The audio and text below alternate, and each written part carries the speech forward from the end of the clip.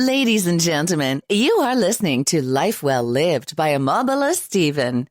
It's an engaging and enlightening talk show on life, relationships, and the business of life. Grab a cup of juice and just chill. Life Well Lived by Omobola Stephen. Live life. Live fully. Welcome, everybody, to this week's episode. We really appreciate you joining us. This podcast really shows us how we can all learn, live, and thrive off of each other. By sharing our knowledge through our conversations, we will impart some knowledge whilst learning ourselves how to progress even further.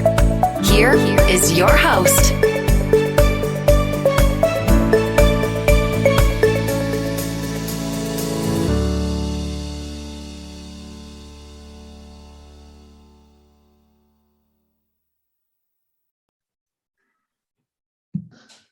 Good to have you on the show once again. This is Omobola Stephen, your host on Life Well Lived by Omobola Stephen. This podcast focuses on self-development and personal improvement topics with the occasion of expert and professionals who come to the show to share disruptive Mindshift content, right, on topics on the personal development and self-improvement. On today's show, I have Lesley Hensell, who is a partner with viz-a-viz Consulting. Now, Lesley is on the show today to talk about business issues in e-commerce operations and what it takes to be profitable in the online marketplace. Welcome me on the show today, Lesley Hensell. Thank you so much for having me. I'm excited to be here. Excited to have you on the show, Lesley. Now, I'm looking forward to your professional insight on today's topic of discussion. Now, what is your understanding of brick and mortar business? So, right? How can this business scale up to e-commerce platforms?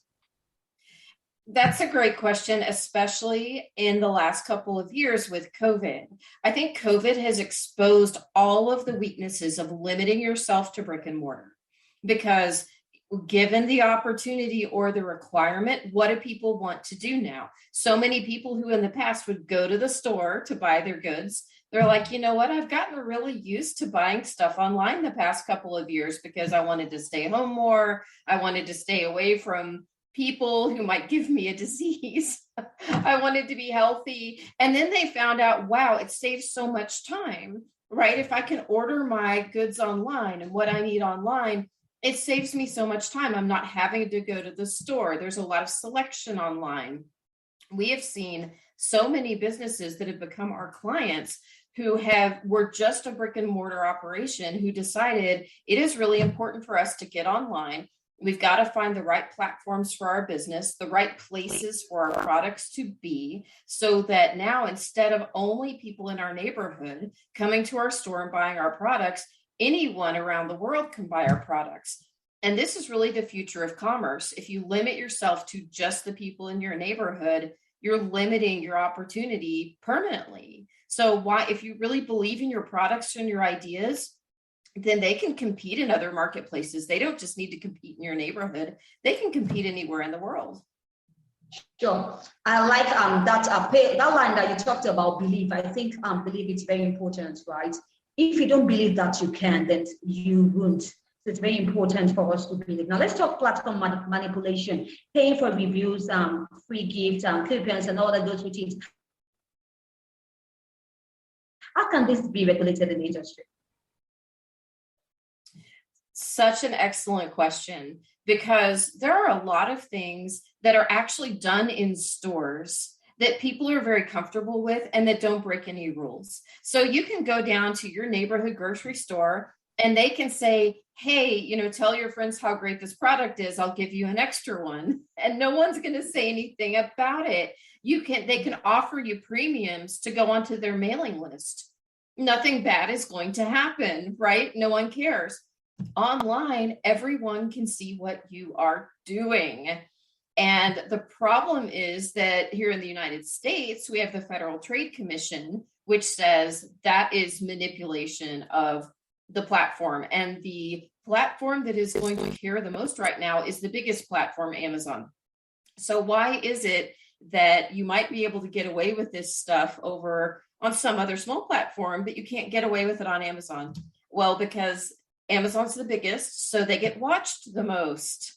The Federal Trade Commission is watching them more than they're watching anyone else. So for a long time, sellers would do stuff like they would take their offer for give me a 5-star review and I'll give you a free product. And it was right on the bottle or right on the box. Well, now they slip it inside the bottle or inside the box. So what happens? Amazon in the warehouse is going and opening up bottles and boxes. They're looking for these things. So when you say what laws can be put into place, really, it's already there. It's a matter of enforcement. And what you've seen over the last 2 years, Amazon's gotten really strict with sellers. And I think what you're going to see is that the other platforms, as they get bigger, the FTC will go after them and then they'll get stricter. So really, you have to perform and earn based on the merits of your product, build up your own email list, reach out to your own customers, have a great website, as well as being on these other platforms so that you can communicate and you can give offers and you can give premiums without getting in trouble.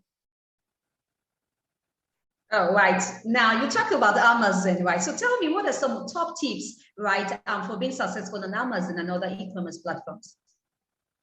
So for some reason, and I find this really interesting, there are people who think it's hard to be on Amazon.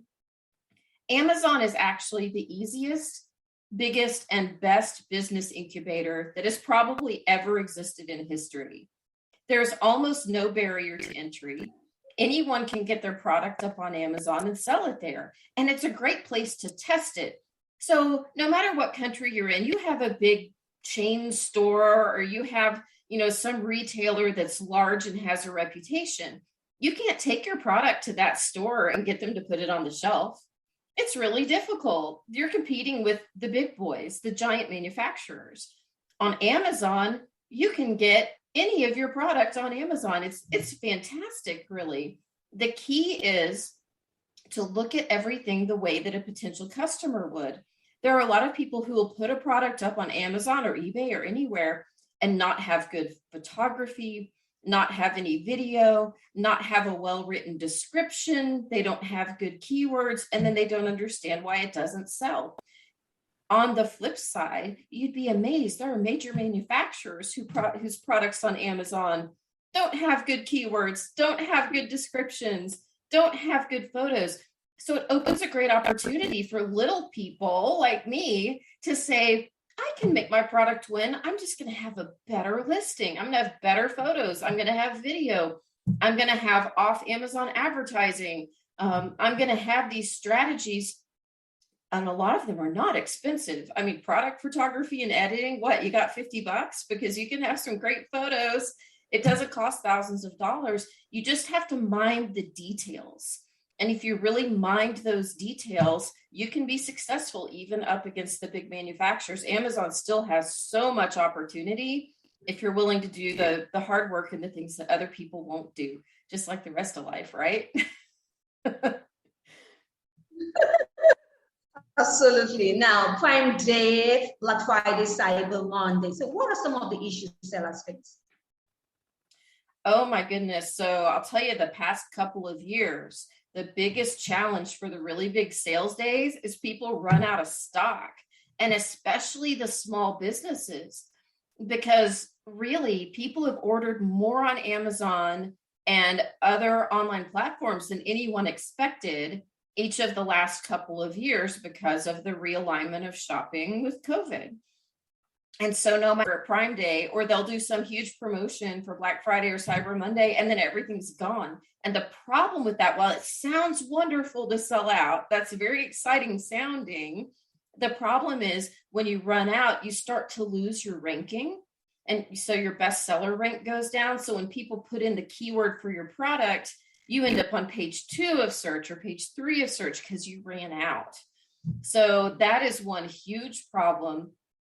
An exciting solution, if you're willing to adopt it, some people find this very scary, is to actually start raising your prices when you're afraid you're going to run out. So you increase the price, slow down the demand, so you don't actually go all the way to stock out at zero. So that's really the biggest challenge right now. It's all around the logistics. And unfortunately, while we all want to believe this will magically be solved in January and February of 2022. I don't think it's going to be. I think it's going to be the same thing this year for Prime Day and Black Friday and Cyber Monday. Right. Now, I want us to talk about sellers once again. So what are some of the biggest mistakes a brand seller, right, or seller makes when they're trying to sell online? That is an excellent question.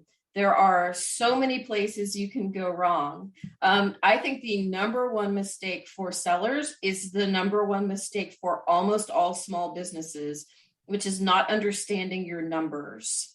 So there are these assumptions that are made. I can buy this product for $10. I can sell it for $20. So I'm going to make $10. It does not work that way. You have all the shipping and the fees and the things that Amazon or eBay or Shopify or wherever you're selling, they take their piece, right?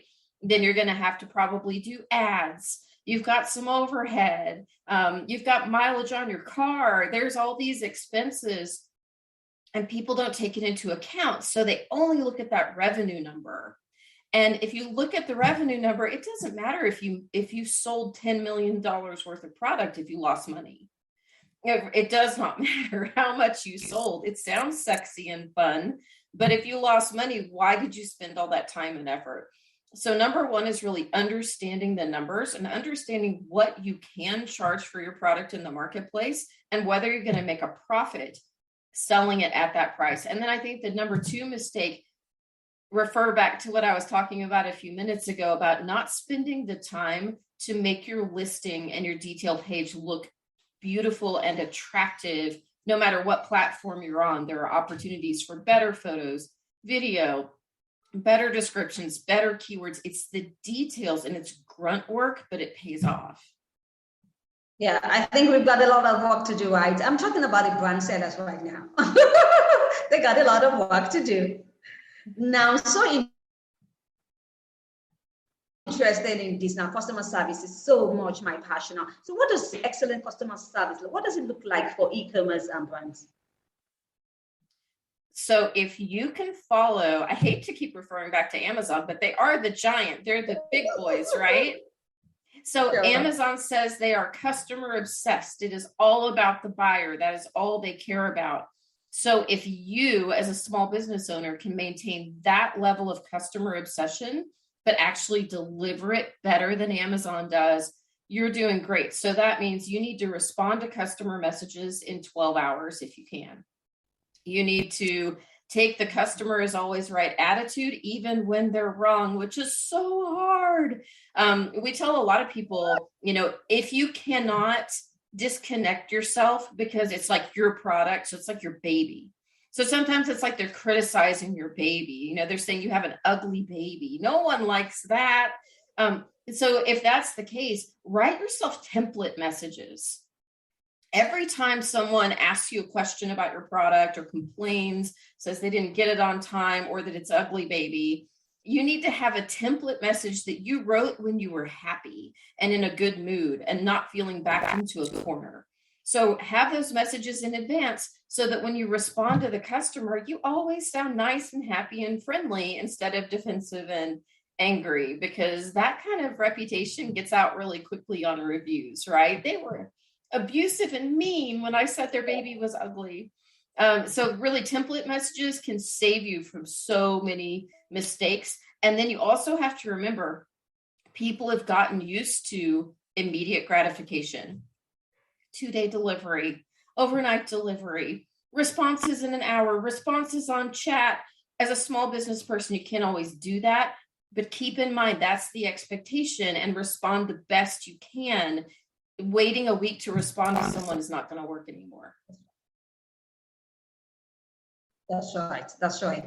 Thank you so much for your professional expertise on today's show, Lesley Hensell, especially talking about this B2B and e-commerce brand. Now, Lesley, let's say that I decided to move my business from online to in-store. I'd like you to tell me some of the packaging considerations that I need to understand. Oh, packaging? Considerations, yeah.